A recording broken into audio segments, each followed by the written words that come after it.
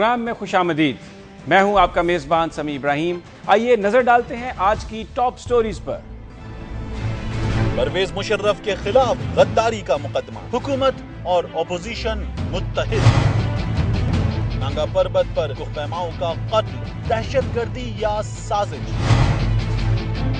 इमरान फारूक कत्ल case, London में एक शख्स गिरफ्तार। आज की बड़ी खबर है कि साबिक सदर जनरल परवेज मुशर्रफ को अब गद्दारी के मुकदमे का सामना करना पड़ेगा, जिसकी सजा मौत या उम्र कैद हो सकती है। हुकूमत और तमाम अपोजिशन जमातें इस पर मुत्तफिक हो गई हैं। अपोजिशन लीडर खुर्शीद शाह ने तो कौमी इदारों से तमाम आमरों की तस्वीर हटाने का मुतालबा भी कर दिया है। सवाल यह है कि क्या सिर्फ सदर परवेज मुशर्रफ के खिलाफ मुकदमा चलेगा या उनके साथी भी इस मुकदमे का सामना करेंगे। बाज़ लोग कह रहे हैं कि अगर सिर्फ एक शख्स को निशाना बनाने की कोशिश की गई तो ये तासुर उभरेगा कि इंतकामी कार्रवाई की जा रही है। कुछ माहिरीन का ख्याल है कि पाकिस्तान बहुत सारे मसाइल में घिरा हुआ है। गुर्बत, लोड शेडिंग और दहशतगर्दी का राज है। हुकूमत को अपनी तरजीहात तय करते वक्त इन मसाइल को नहीं भूलना चाहिए, ये ज़्यादा अहम है। बाज़ माहिरीन का कहना है कि सिर्फ परवेज मुशर्रफ के खिलाफ मुकदमा चलाने से इदारों के दरमियान गलत फहमियाँ भी पैदा हो सकती हैं, जो आगे चलकर तसादुम की शक्ल इख्तियार कर सकती हैं। लेकिन एक बात तो तय है कि इस वक्त हुकूमत और अपोजिशन मुत्तहिद हैं कि आमिरों को ऐसा सबक मिलना चाहिए कि मुस्तकबिल में गैर आइनी वाक़यात की गुंजाइश ना रहे। इस हवाले से गुफ्तगू करने के लिए हमारे साथ इस्लामाबाद में मौजूद हैं मुस्लिम लीग नून के रहनुमा जनाब सदीकुल फारूक और उनके साथ जनाब अहमद रज़ा कसूरी, जो साबिक सदर परवेज मुशर्रफ के वकील भी हैं। अस्सलाम वालेकुम सदीकुल फारूक साहब, मैं आपसे गुफ्तगू का आगाज़ करूँगा। जी वालेकुम अस्सलाम समी इब्राहिम साहब, शुक्रिया। जी फारूक साहब, ये बयान फरमाइए कि ये तो एक वादा था मियां नवाज शरीफ साहब का कौम से कि वो बिल्कुल मुकदमा चलाएंगे और परवेज मुशर्रफ साहब को इजी एग्जिट नहीं मिलेगा। जो उन्होंने आज ये ऐलान किया है वो मुकदमा चलाएंगे। ये बयान फरमाइएगा कि ये मुकदमा सिर्फ परवेज मुशर्रफ के खिलाफ चलेगा या वो लोग जो उनके साथ थे इस सारे गैर आइनी काम में, उनको भी अदालतों में लाया जाएगा? देखिए, वज़ीर आज़म की जो आइनी जिम्मेदारी है उस शख्स के हवाले से जिसने आइन को तोड़ा हो, वो इतनी है कि वो लॉ अफसर मुकर्रर करके उसके ख़िलाफ़ FIR दर्ज करा दें। अब बाकी जब ये अदालत में केस चलेगा तो उसमें शहादतें होंगी, उसमें परवेज़ मुशर्रफ साहब के वकील होंगे, शायद अहमद रज़ा कसूरी साहब भी हों, उसमें अटार्नी जनरल होंगे, दूसरे लोग होंगे। तो जो चीज़ें सामने आएंगी, शहादतें, उनमें अगर परवेज़ मुशर्रफ साहब पर जुर्म साबित होता है तो सज़ा पाएंगे और अगर जुर्म साबित नहीं होता तो सज़ा नहीं मिलेगी। अदालतें एक को सज़ा देती हैं, दो को देती हैं, किसको कितना जिम्मेदार समझती हैं। ज़्यादा से ज़्यादा सज़ा, जैसे आपने कहा, वो सज़ा है मौत और उम्र कैद है ना। कम सज़ा तो कुछ भी हो सकती है, लेकिन हम ये समझते हैं, और इससे पहले मैं लेफ्टिनेंट जनरल अमजद साहब जो थे रिटायर्ड, उनसे एक प्रोग्राम में बात हो रही थी। उन्होंने ये कहा कि अगर हमें जमहूरियत चलानी है तो फिर जमहूरियत को जहाँ जहाँ से ख़तरा है आइन को और जो जो रुकावटें हैं उनका हमें सद्देबाब करना है। और वो परवेज़ मुशर्रफ जिसके इक़दामात की वजह से ख़ुद मुसल्लह अफवाज GHQ ने यह आर्डर जारी कर दिया कि अब फ़ौजी अपनी वर्दी में सिविल मकामात पर न जाएं, और फिर जिस तरह से एक दो जुमले और फिर जिस तरह से यहाँ से वो कहते थे कि पाकिस्तान की सरजमीन तो इस्तेमाल नहीं हो रही, और पेंटागन कहता था कि 54,000 साल्टीज जो हैं वो पाकिस्तान की सरजमीन से हुई हैं, इतने ड्रोन अटैक्स जो हैं वो पाकिस्तान की सरजमीन से किए गए हैं, पाकिस्तान ने हमें फलां फैसिलिटीज़ दे दी हैं, ये कहते थे नहीं। तो इस तरह से गलत बयानियों से जो उन्होंने इमेज बर्बाद किया फौजियों का और फौज का, मैं समझता हूँ कि इसका सद्देबाब भी इसी तरह से है कि उन्हें आइन और कानून के मुताबिक उनके साथ सलूक किया जाए। अच्छा, अहमद रज़ा कसूरी साहब, ये बयान फरमाइएगा कि इस वक्त जो कानूनी सूरत हाल बनेगी आगे चलकर, क्या यह मुमकिन होगा हुकूमत के लिए कि वो सिर्फ परवेज़ मुशर्रफ को प्रोसिक्यूट करे और जो दूसरे लोग हैं उनके खिलाफ मुकदमा ना चले? पहले तो जनाब आर्टिकल जो 12 है आइन का, उसमें ये लिखा हुआ है कि जहाँ तक सबवर्शन ऑफ द कॉन्स्टिट्यूशन या एब्रोगेशन ऑफ द कॉन्स्टिट्यूशन का ताल्लुक है, उसका जो स्टार्टिंग पॉइंट है वो 23 मार्च 1956 है। मतलब ये है मुख्तसर कि अयूब खान, याया खान, जुल्फ़िकार अली भुट्टो जो कि सिविलियन मार्शल एडमिनिस्ट्रेटर थे, और जनरल ज़ियाउल हक और जनरल मुशर्रफ, ये सब जो हैं आर्टिकल जो 6 है उसका सब क्लॉज जो 2 है उसमें 3 वर्ड लिखे हुए हैं, अबैटर, कोलैबोरेटर एंड एडर। ये तीनों जो लॉ जो है आइन के वर्ड हैं कि जो शख्स कोलैबोरेटर है या अबैटर है वो इसी तरह ही जिम्मेदार है जितना कि प्रिंसिपल अक्यूज्ड है। तो जो मैंने, आपको याद होगा कि मैंने 9 अप्रैल को एक टर्म यूज़ की थी कि अगर ये सिलसिला चला तो एक पंडोरा बॉक्स खुल जाएगा और बड़े पर्दा नशीनों के नाम आएंगे। अब इन्होंने एक लाइन ड्रॉ की हुई थी कि यार ये जो मामलात हैं ये 3 नवंबर 2007 के हैं। जी, जी। और जी जी अब मैं ये अर्ज कर रहा हूं कि अगर पंडोरा बॉक्स भी खुल जाए लेकिन एक चीज हमेशा के लिए तय हो जाए, कोई इस तरह का मैसेज जाए उन लोगों को जो हमेशा आइन को, कानून को तोड़ते हैं, कि वो आइंदा तोड़ने की जुर्रत ना करें, तो इसमें कोई कबाहत है? देखें, बात यह है, आप समझदार आदमी हैं। Bhutto when he took over और 20 दिसंबर 1971 को विद 1 स्ट्रोक ऑफ पेन उसने 16 जनरल्स घर भेज दिए और फिर उस तकरीर में उसने क्या कहा कि आज हमने बोनापार्टिज्म दफन कर दिया है। और फिर जनरल याह्या को उन्होंने बावर कराया दुनिया को कि ये है बंदा रिस्पॉन्सिबल, हालांकि वो खुद रिस्पॉन्सिबल था ब्रेकिंग ऑफ द कंट्री, तो उसको याह्या खां पर बोझ डाला और एक बेकार सी औरत को जनरल रानी कहना शुरू कर दिया विद डिलिबरेट ऑब्जेक्ट के जो यूनिफॉर्म का जो फौज में एक प्राइड है, वो प्राइड तो माजी के किस्से हैं, ये तो माजी के किस्से हैं। मैं बात कर रहा हूँ, मैं बात कर रहा हूँ भाई किस तरफ जा रहे हैं आप? बात हम पीछे मुड़कर देखते हैं क्या याह्या खां को ट्राई किया, याह्या खां को ट्राई किया। फिर आपने देखें अफसर खां केस में जनरल बेग और जनरल असद दुरानी का अभी हाल ही में अभी पेंडिंग मामला है, आपने कहा इनकी तफ्तीश होगी, क्या तफ्तीश हुई?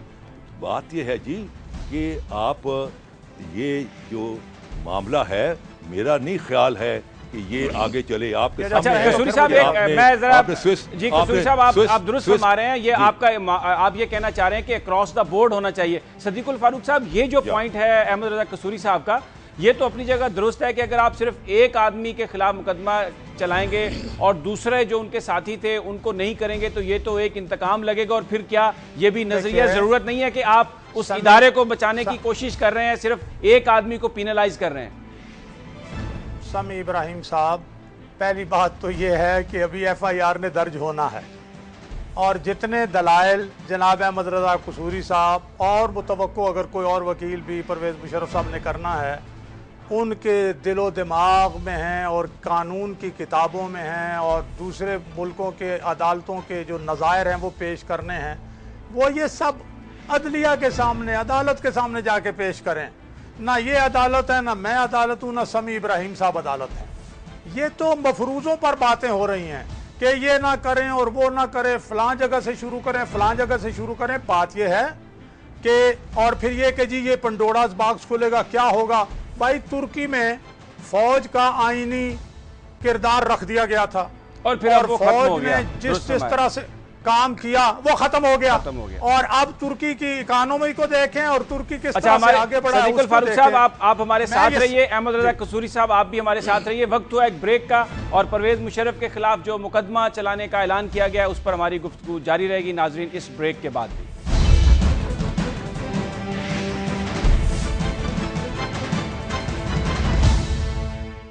Welcome back.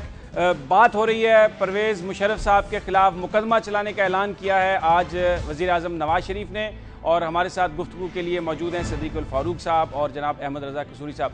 सदीकुल फारूक साहब, मैं आपसे ये जानना चाहूँगा कि इस वक्त तो हमें अपोजिशन मुत्तहद नज़र आई है, वो बिल्कुल मियाँ साहब को उन्होंने कहा है कि वो उनके साथ हैं, तमाम सियासी जमातें इस पर मुत्तफिक नज़र आ रही हैं, लेकिन एक आम ख्याल ये है कि अगर आपने कोई ऐसा फैसला लेना है जो मुश्किल है, माजी में नहीं आप ले सके, तो अवामी ताइद व हमायत अगर पॉलिटिकल पार्टीज़ के साथ नहीं होगी तो बड़ा मुश्किल होगा इन आमरों को रोकना। लेकिन हम ये देखते हैं कि आपने अभी जो बजट पेश किया उसमें GST भी लगाया, आम आदमी के लिए मुश्किलात भी बहुत आई, तो फिर अगर अवामी हमायत से महरूम हो गई ये सियासी क़यादत तो किस तरह इन चैलेंजेस का मुकाबला करेगी? आप भी समी इब्राहिम साहब अगर कर रहे हैं कि अगर ये हो गया और अगर वो हो गया, आप ये देखिए कि जब नवाज शरीफ साहब ने बतौर वज़ीर-ए-आज़म ये ऐलान किया कि हम जंगी बुनियादों पर लोड शेडिंग का मसला हल करेंगे, तो सबसे बुनियादी मसला 500 अरब रुपए के सर्कुलर डेट का वापस करना था, और उसमें से 250 अरब रुपए 30 जून को वापस कर रहे हैं और 250 अरब रुपए 31 जुलाई तक दे देंगे, यानी इतना बड़ा कदम। और इसके साथ ही 1500 मेगावाट बिजली IPPs बढ़ा देंगे, और जो पानी बढ़ रहा है 1500 से 2000 मेगावाट वो बढ़ जाएगा। दुरुस्त है, मेरा सवाल ये नहीं है, एक लम्हा मैं अर्ज कर रहा हूं ना, मैं अर्ज कर रहा हूं। इसके साथ जो हमने बजट में आवाम को, और जो पुअर ऑफ द पुअरेस्ट हैं, वो पुअरेस्ट ऑफ द पुअर हैं, उनके लिए जो इकदाम किए हैं, फिर जिस तरह गरीबों के लिए 3 मरले के मकान का ऐलान किया है, फिर उनके लिए 500 घरों की 1000 बस्तियों का जो ऐलान किया है, फिर उनको जो खुद रोजगार स्कीम के तहत कर्जे देने की बात की है, फिर जो इनकम सपोर्ट प्रोग्राम की बात, और 200 से ही लेकिन इजाफा किया है। और इस आप तरह ये से समझते हैं कि इतनी सियासी हमायत आपको होगी कि आप ये अगर इदारों के दरमियान के फसादम की सूरत हुई तो देखिए, इसलिए कि अभी तो 15 दिन नहीं हुए ना। आप हमारी तरजीहात देखें, आप हमारी जो है अब टारगेट्स देखें, और उनके लिए हमने क्या इनिशिएटिव्स लिए हैं वो देखें, तो आपको महसूस होगा कि अल्हम्दुलिल्लाह आज हमारी हुकूमत का कोई आदमी ये नहीं सोचता कि वो माल बना ले। हर आदमी इसी में लगा हुआ है कि हमने अवाम के मसाइल हल करने हैं और मुल्क को इस मौजूदा इक्तिसादी और इंतजामी दलदल से निकाल के इसको एक खुशहाल मुल्क बनाना है। तो अच्छा, आप इसका नतीजा इंशाल्लाह देखेंगे। अहमद रज़ा कसूरी साहब ये बयान फरमाइएगा कि अगर परवेज़ मुशर्रफ साहब अब जब अदालत में आएंगे, ये मुकदमा अब तो साफ जाहिर होगी, बात चलेगा, क्या डिफेंस होगा उनका जो उन्होंने काम किया? क्या वो इसको ओन करके कहेंगे कि ये काम उन्होंने मुल्की मफाद में किया?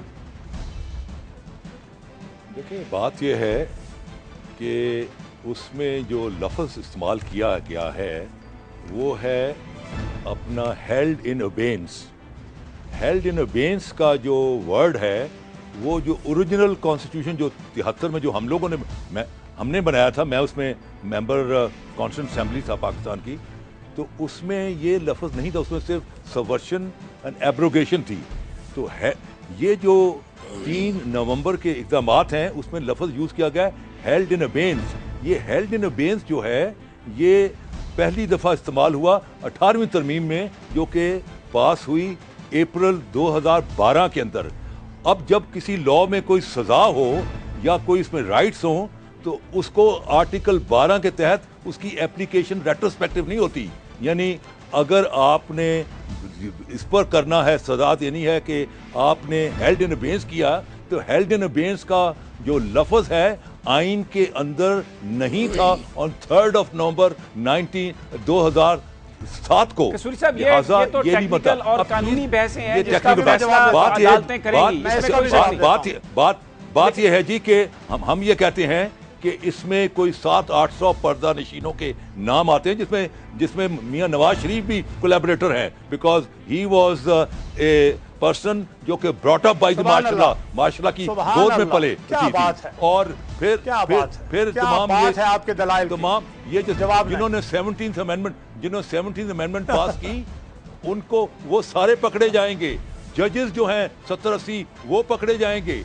ये तो कोलैबोरेटर और बैटर की इतनी लंबी चौड़ी लिस्ट है कि अभी एक जो पिटीशन सुप्रीम कोर्ट में पेंडिंग है, उसमें कोई 700 से ऊपर लोग हैं। तो ये जो इन्होंने 90 दिन में हनीमून पीरियड में सोशो इकोनॉमिक प्रोग्राम करना है, ये प्रोग्राम तो धरा का धरा रह जाएगा। इनके तो सिर मुंडाते ही ओले पड़ गए। बलूचिस्तान में क्या हुआ, कश्मीर में अपना KPK में क्या हुआ, कराची में क्या हुआ, फैसलाबाद में क्या हुआ,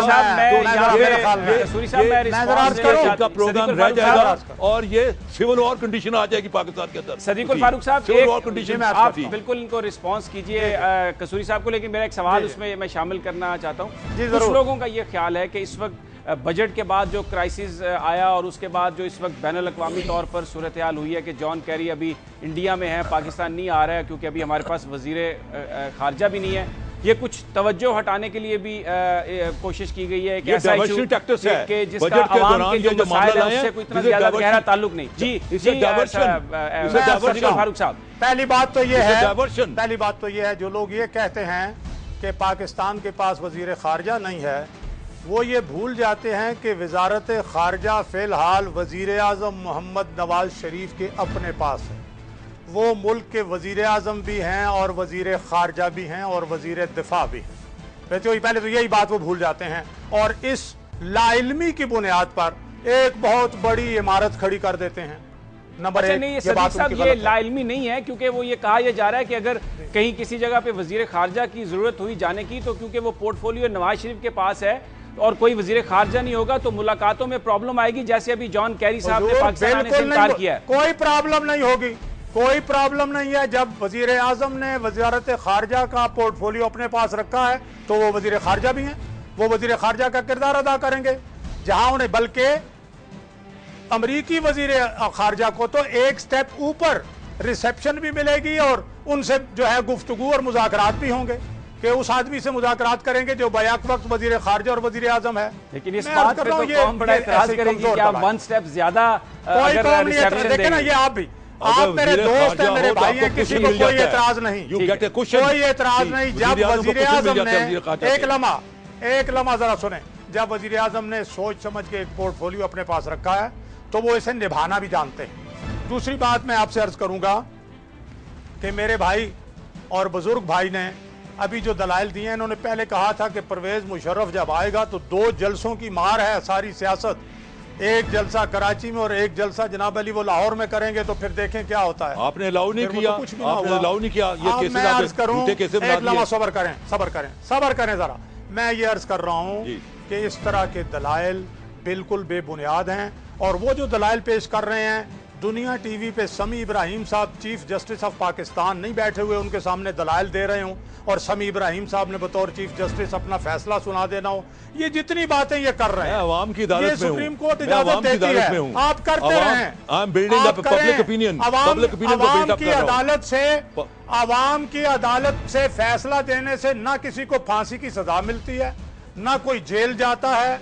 इसलिए हुजूर, जो इदारा जिसने काम करना है वो करेगा, अदलिया ने जो काम करना है वो करेगी, पार्लियामेंट ने जो काम करना है वो करेगी। इसीलिए सुप्रीम कोर्ट ने एक करार दिया कि जनाब टैक्स लगाना पार्लियामेंट का इख्तियार है, पार्लियामेंट ने अप्रूव नहीं किया, आपने पहले टैक्स क्यों लगा दिया। उन्होंने उसके खिलाफ फैसला दिया, हमने मान लिया और अब जब पार्लियामेंट ने पास किया है तो वो टैक्स लग जाएगा, हमने माना। इसी तरह से फारूक साहब मेरे भाई और पार्लियामेंट के किरदार को वक्त खत्म हो रहा है। मैं मशकूर हूँ आप लोगों का। बहस जारी है पाकिस्तान में वज़ीर आज़म नवाज शरीफ के इस ऐलान के बाद कि साबिक सदर परवेज़ मुशर्रफ के खिलाफ मुकदमा चलेगा। पूरी कौम इस डिबेट में इन्वॉल्व हो चुकी है। कुछ लोगों का कहना है कि ये इसलिए किया गया है कि जो बड़े अहम मसाइल है उनसे तवज्जो हटाई जा सके। बाज़ लोगों का कहना यह है कि ये एक ऐसा कदम होगा जिससे मुस्तकबिल में किसी आमिर को जुर्रत नहीं होगी कि वो आइन और कानून की खिलाफ वर्जी कर सके। नाज़रीन, यहाँ पर वक्त हुआ एक ब्रेक का, हमारे साथ रहिए और ब्रेक के बाद हम बात करेंगे इस स्टोरी पर।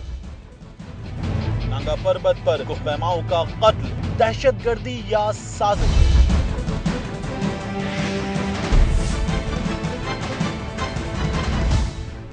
कोहपैमाओं के गम में आज भी गिलगित बल्तिस्तान सोग में डूबा रहा। पिछले चंद सालों से गैर मुल्की कोहपैमाओं और सियाहों के नज़दीक पाकिस्तान एक महफूज मुल्क समझा जा रहा था, लेकिन गुज़श्ता रोज़ आने वाले अफसोसनाक साने के बाद अब हालात यकसर तब्दील हो चुके हैं।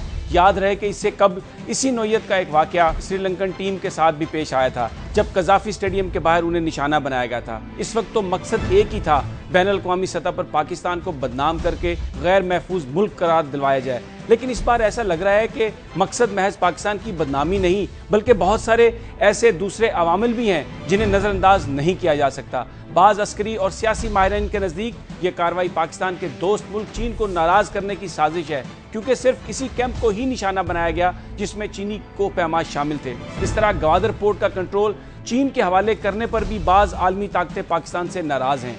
क्या गैर मुल्की कोहपैमाओं के कत्ल के पीछे कोई बैरूनी हाथ मुलव्विस है, या इसका मकसद भी आलमी सतह पर इस तासर को तक़वियत देना है कि पाकिस्तान दहशतगर्दों और इंतहा पसंदों का गढ़ है। इस सारी सूरत हाल पर आज हमारे साथ मौजूद हैं गुफ्तगू करने के लिए लम्स के वाइस चांसलर डॉक्टर आदिल नजम। अस्सलाम वालेकुम डॉक्टर साहब। डॉक्टर साहब, ये सारा वाक़या जो नंगा पर्वत पे हुआ, उसकी बेस कैंप में पहले तो ये था क्रिकेट का वाक़या हुआ, पाकिस्तान आइसोलेशन में चला गया। अब ये वाक़या करके कुछ लोगों का ख्याल है कि दुनिया को ये बताने की कोशिश की जा रही है कि पाकिस्तान में महज दहशतगर्दी है और ये एक मुल्क है जिसमें बड़े बारबैरिक लोग रहते हैं। देखिए, बारबैरिक लोग रहें या ना रहें, ये तो एक हकीकत है जो आप भी जानते हैं, मैं भी जानता हूँ कि हमारा मुल्क सेफ़ नहीं है। ना सिर्फ ये चीनियों के लिए सेफ़ नहीं है, ये अमेरिकनों के लिए सेफ़ नहीं है, या उज़्बेकिस्तान के लिए सेफ़ नहीं है।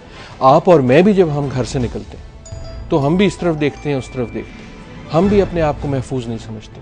तो मेरे ख्याल में ये एक हकीकत है जिसको हमें तस्लीम कर लेना चाहिए, और यकीनन जब हालात बुरे होंगे तो जो भी आपके दुश्मन होंगे, अंदरूनी हो या बैरूनी हो, वो उसका फ़ायदा उठाएंगे।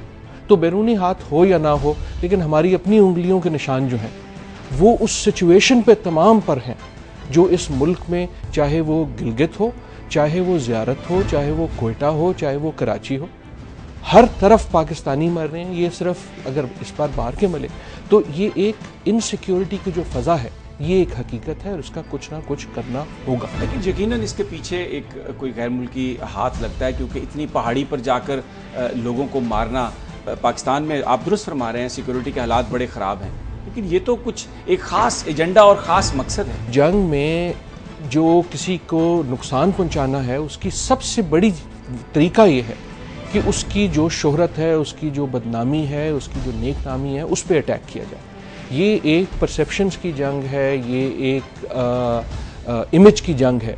तो उसमें आप इस इमेज किस्म की बात कर रहे हैं, मैं आज वो इंटरनेशनल मीडिया देख रहा था, तो उसमें ये जो वाक़या है, जिस तरफ भी आप पाकिस्तान का नाम डालते थे तो कोई पाकिस्तान का अच्छा काम वहाँ पर नहीं था। आज यही स्टोरी थी कि गैर मुल्की जो सयाह हैं उनको कत्ल किया गया। लेकिन ये स्टोरी है ना, ये स्टोरी सिर्फ इंटरनेशनल मीडिया पे नहीं है, आप अपने मीडिया पे देख लेना, आप चैनल फ्लिक कर लें, मुझे बता दें इस वक्त कौन सा है। और क्यों ना हो कि अगर एक मुल्क में दूर दराज पहाड़ जिसका चढ़ना भी मुश्किल है, अगर वो भी महफूज नहीं रहा, अगर लाहौर की, कराची की सड़क महफूज नहीं रही, अगर आपका घर महफूज नहीं रहा, अगर जहां मोहम्मद अली जिन्ना की वफात हुई वो जगह महफूज नहीं रही, तो ये स्टोरी क्यों ना हो? आपके ख्याल में किस किस्म का जर्नलिस्ट होगा वॉल स्ट्रीट जर्नल का या न्यूयॉर्क टाइम्स का जो कहेगा नहीं यार पाकिस्तान की हम काश्तकारी के बारे में स्टोरी कर लें? अच्छा, एक आप ज़रूर इस पर कमेंट फरमाइएगा आदिल साहब, जब हम अपने मीडिया को भी देखते हैं, जो इश्यूज़ हम डिस्कस कर रहे हैं, उसमें दुनिया तो ग्लोबलाइजेशन की जानिब जा रही है, लेकिन हमारे यहाँ हम सिर्फ अपने वो मसाइल में उलझे हुए हैं। पूरी दुनिया का हमें कुछ पता नहीं है, हमें ये नहीं पता कि किस तरह हमने अपने आप को खड़ा करना है, दुनिया के चैलेंजेस का मुकाबला कैसे करना है। हम आइसोलेट हो चुके हैं, और हकीकत ये भी है कि हमने खुद को आइसोलेट कर दिया। एक ज़माना था जब मैं बच्चा था, हम कहा करते थे जी कि अमेरिकन जो है ना वो बड़ा इंसुलेटेड होता है, सिर्फ अमेरिका की बात करता है, उसके अखबार में दुनिया की कोई खबर नहीं होती। आज आप ज़रा पाकिस्तानी अखबार उठा लीजिए, आज आप अपना चैनल या कोई भी चैनल देख लीजिए, उसमें कोई दुनिया की खबर नहीं, क्योंकि हम एक तरह से विक्टिमहुड के शिकंजे में बिल्कुल सिर्फ अपनी इस अंदरूनी जो जंग है उसमें इतने सिमट गए, और सिमटना चाहिए भी है क्योंकि अहम चीज़ है। लेकिन इस वक्त दुनिया में जो अहम तरीन मुहर्रिक कुव्वतें हैं, ग्लोबलाइजेशन है, ट्रेड है, टेक्नोलॉजी है, ये एक बड़ा एक्साइटिंग टाइम है दुनिया का, और हम उससे कट ऑफ होकर रह गए। अगर आप अपना हमसाया देखें तो चाइना जो है वो एक ग्लोबल पावर बन रहा है, भारत जो है वो एक ग्लोबल पावर बन रहा है, और कुछ नहीं तो हमने इनके साथ इनकी कोट टेल्स पे वियतनाम जैसे मुल्क जो हैं वो ग्लोबल ट्रेड में आ रहे हैं। हम आइसोलेट होके एक कोने में चुपके से सिर्फ अपनी उसके मसाइल के महवर में फंस के रह गए, और ये हमारे लिए ना सिर्फ आज के लिए अलमिया होगा बल्कि हमारी अगली नस्लों की जंग। अभी आपने आइसोलेशन की बात की, इस वक्त बड़ा अहम ट्रांजिशन होने जा रही है अफ़गानिस्तान में, और कतर में दोहा में तालिबान का दफ्तर भी खुल गया। हम देखते हैं कि जॉन कैरी पाकिस्तान नहीं आ रहा है और वो इंडिया होके वापस चले जाएंगे। तो ये आप आइसोलेशन की जो बात कर रहे हैं, इसको हम ख़त्म, आइसोलेशन को कैसे करें? हमें कोई ना कोई, we have to get back into the main stream of the global conversation, जो एक आलमी मकालमा है उसका हमें हिस्सा बनना होगा, ना सिर्फ उन मसाइल के बारे में जो हमसे डायरेक्ट ताल्लुक़ करते हैं। जैसे आपने बिल्कुल दुरुस्त कहा, अफ़गानिस्तान का मसला जो बिल्कुल हमारे मोहल्ले का मसला है, उस मसले का भी हल जो है अब दुबई में ढूंढा जाता है, कतर में ढूंढा जाता है। आप अगर पाकिस्तान और भारत ने क्रिकेट का मैच खेलना हो तो आपको दुबई जाना पड़ता है, अगर पाकिस्तान और श्रीलंका ने बात करनी हो तो आपको अबू धाबी जाना पड़ता है। हम इतने आइसोलेटेड हो गए हैं कि अब हम ना किसी को यहाँ बुला सकते हैं, ना किसी से यहाँ बात कर सकते हैं, और इसका हमें कोई ना कोई हल ढूंढना होगा। और इन अ वे हम खुद भी अब उस एक आइसोलेशन में घुस गए कि जहाँ हम एक कोने में चुप के बैठ गए और सिर्फ हम अपनी गम में रोते जाते हैं। अपने ही गम में अपनी ही मातम करते जाते हैं। और हमने ये फैसला कर लिया तमाम तर दुनिया हमारी मुखालिफ है, तमाम तर दुनिया हमारे खिलाफ है, और इसलिए हम सिर्फ अपनी सोगवारी में ज़िंदगी गुजारें। बहुत शुक्रिया डॉक्टर आदिल नजम, आप बड़ी अहम बात कर रहे थे। डॉक्टर आदिल नजम, उनका कहना था कि हमें इस आइसोलेशन को ख़त्म करके दुनिया में जो मकालमा हो रहा है उसका हिस्सा बनना पड़ेगा। डॉक्टर आदिल नजम अभी हमारे साथ हैं। वक्त हुआ एक ब्रेक का, और ब्रेक के बाद हम बात करेंगे इस स्टोरी पर। इमरान फारूक कत्ल केस, लंदन में एक शख्स गिरफ्तार।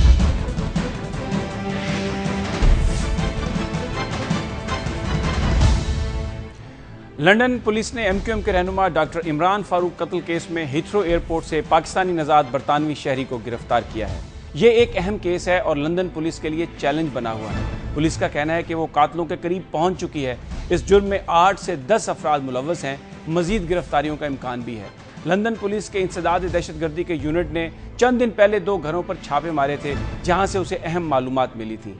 इस सारी गुफ्तगू के लिए हमारे साथ मौजूद होंगे लंदन में हमारे नुमाइंदे अजहर जावेद साहब। अस्सलाम वालेकुम अजहर। जी वालेकुम सलाम समी साहब। अजहर, ये बताइएगा कि कुछ आप इस पोजीशन में हैं, बता सकें कि ये शख्स, इसका नाम क्या है और क्या ये बरतानिया में मुकीम था जिसको गिरफ्तार किया गया है? जी समी साहब, एक बड़ी अहम डेवलपमेंट हुई है इस केस में, doctor Imran Farooq murder case में। एक शख्स जो कि कनाडा से वापस आ रहा था, आज हीथ्रो एयरपोर्ट पर सुबह बरतानवी पुलिस ने उसे गिरफ्तार किया है। पुलिस का ये कहना है कि इसकी उम्र 52 साल है और ये उस पे बाकायदा तौर पर उसको असिस्टेंट मर्डर में मुलव्वस होने के इल्ज़ाम के तहत गिरफ्तार किया गया है। जो हमारी बात हुई है हमारे डिफरेंट सोर्सेज में, क्योंकि यहाँ पे एक प्रोसीजर ऑफ लॉ है जिसके तहत पुलिस जब तक उस शख्स को चार्ज ना कर ले तब तक उसका नाम नहीं बताती। और पुलिस हिरासत में इस वक्त वो शख्स मौजूद है मगरबी लंदन में हीथ्रो एयरपोर्ट के नज़दीक तरीन पुलिस स्टेशन पे। लेकिन जो हमारे सोर्सेज से ये बात हुई कि ये शख्स यहीं पे मुकीम था, लंदन का रिहायशी है। कुछ अर्सा कबल ये यहाँ से कनाडा गया और हमारी इतलात के मुताबिक इसका ताल्लुक एक सियासी जमात से भी है।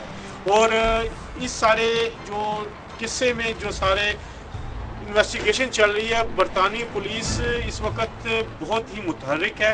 इसके अलावा हमें सोर्सेज से इतलात मिली है, जनूबी अफ्रीका तक बरतानवी पुलिस के जो अहलकार हैं वो नज़र रखे हुए हैं, बल्कि कुछ हमारी इतलात के मुताबिक चंद अहलकार इस वक्त जनूबी अफ्रीका में भी मौजूद हैं जो यहाँ से गए हैं स्पेशली इस केस की तफ्तीश के लिए।